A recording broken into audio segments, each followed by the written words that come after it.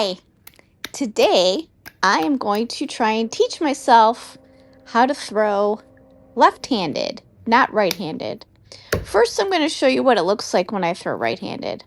I've been throwing since I was about 15 and I'm 56 now, so throwing is very easy for me with my right hand and to the point where I'm a teacher.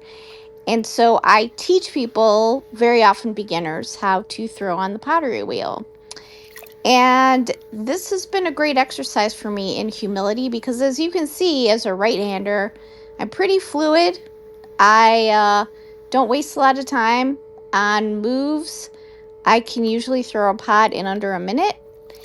And so I just thought I'd give you a point of reference as to how quickly I can throw and shape a pot. This is speeded up. Um, it's about double speed. So this pot would have taken me a couple minutes to throw.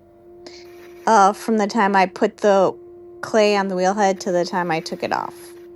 Maybe a minute and a half. Anyway, so here I am shaping the pot. It's a pretty good pot. It's nice and thin. I'm using a white stoneware because I know that usually I use some kind of a porcelain clay. I know that if I tried to train myself on porcelain, I'd be super frustrated because porcelain has a lot less structure in it than a stoneware does. So this is my first try at throwing left-handed. There's my left hand. Hi. So here I go. I am going to basically do exactly what I tell my students to do, which is make sure that I am pushing into the movement of the wheel. So if the wheel is moving clockwise, my right hand is pushing on the clay. And here you see I pushed the clay right off the wheel. It's a very common mistake for beginners. And I'm no exception. I'm having a really hard time here centering this clay. Uh, the thing with centering is that you want to make sure that the clay is always wet and that you're centering the clay with the heels of your hands because those are the flattest and the strongest parts of your hands. But I'm having obviously a little bit of a hard time. I'm having a hard time coning the clay. My right hand is pretty strong. My left hand is not as strong. So I'm just having a hard time. I'm struggling here clearly. This is actually in real time, this video, and even with the sponge. I'm putting the sponge on the wrong side of the clay, and I'm just now in this moment really feeling like a lot of humility about when I'm teaching people how to throw because, you know, I've forgotten how hard it is to learn how to throw. And it's a really good exercise, I think, for teachers. If you're an instructor, a great exercise to teach yourself how to throw with your left hand because it's incredibly wonky. The whole reason I wanted to teach myself how to throw with my left hand is that my right hip is getting a little cranky. And I noticed that when I'm pulling up the walls of my pots, I'm leaning over to my right a lot. So I figured, see here, I'm opening. The opening wasn't too hard, but I am using way more of my hands than I need to use. When I throw normally, I try to use as little of my hands on the clay as possible. But look, I mean, here I'm breaking a lot of my own rules where I'm like touching the clay in the wrong places, not using one point of contact on the clay. It's like I'm just trying to figure out how to move the clay and it's not really working very well. And so yeah, I'm struggling. My left hand is definitely weak. Now I'm going to try to use the sponge because I feel like I've always had better luck pulling up clay with a sponge, but even that is, as you can see, a challenge. Like I'm pulling up the clay, but unfortunately the the walls are so thin on the bottom and so thick on the top that, as you can see, there's like a little bit of a hula going on there. Instead of fixing it, I just keep going for some odd reason. And then you'll see here when I go to throw again, um I end up really twisting the pot Yeah, so like the walls there are very thin on the bottom and thick on the top, and with my pull, it happens to twist the clay and throw it off its axis, and then I go to fix it with a rib, which is what I would always do as a right-hander.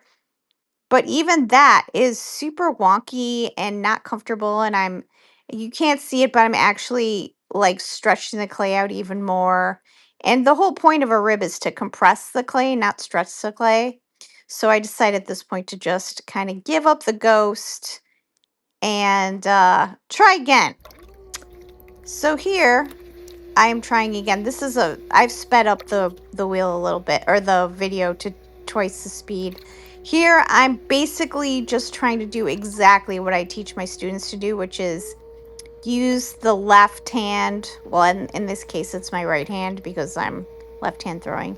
Use the right hand heel to just um center the clay, and the other hand on top to make it flat or even or uniform. And then again, I'm opening it in a way that I tell people not to open it. My hands here are feeling very weak, and I am finding that my left fingers are just not as strong as my right fingers. And as you can see, I'm pulling clay off the pot. Even though I'm keeping it very wet, there's so much of my hand touching the pot that I'm kind of destroying the pot a little bit. It's not as bad as the first time because I am not pulling up too much clay too soon. But if I were doing it if I was throwing right-handed, I could pull it all up in one pull because I understand through physical touch what's happening with the clay. It's almost right now as if I'm throwing the clay with a whole different body. It's kind of an amazing revelation to do this. If you could see what was going on with my left hand on the outside of that pot, you'd see that my entire hand is touching the pot, which I try never to do. Okay, then now I'm trying to shape it, and this is super awkward. I start to, like, the clay starts to pull, and I decide that I have to stop. I try to trim off the bottom clay, and once again, it gets all messed up and squidged up underneath there. It's just like, it's kind of a comedy of errors, actually. I usually try and trim the bottom a little bit using my fingers on the inside as a way to maneuver, getting the water out. Yeah, so I did that, I think 5, 6 times. And now I'm going to cut all of the pots that I made to show you the difference between. So this is the first one I threw. This was the one I threw with my right hand. And that's a very evenly thrown, like the walls and the bottom of the pot are all the same, the very same thickness. And then that rainbow there, that clay rainbow, that was the second pot I threw. So very clearly I didn't do well there. On this pot, the walls are thicker and also uneven. The bottom is also pretty thick. So yeah, I don't know. It's just looking at all the ways that I messed up here. I am pretty sure that I have a far way to go to throwing left-handed. So I go ahead and I cut the rest of these in half.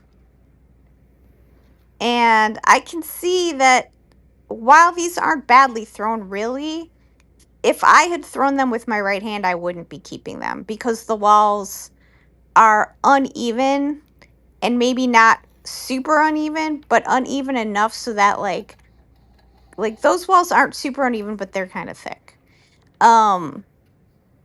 They're uneven enough so that I can't justify saving them. After you've thrown 1,000 pots, you have to be picky about what you save because these pots will last forever.